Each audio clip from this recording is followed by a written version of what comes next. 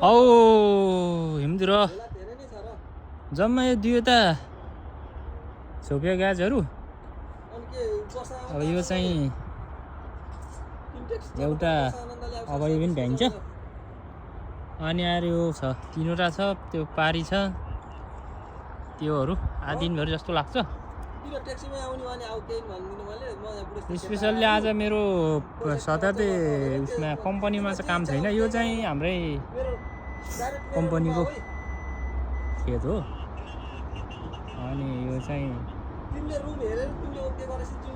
पुरा मैले चाहिँ साउसँग कुरा गरेर हामी यहाँ चाहिँ प्याजहरू लसुनहरू रोप्छौँ अनि बेच्छौँ न त भने ओके भन्यो। अनि ओके भनेर हामी यसो ट्राई गरेको। लगभग यतिमा चाहिँ लगभग नेपाली 5 लाख जस्तो फल्छ कि जस्तो लाग्छ गाछहरू होइन।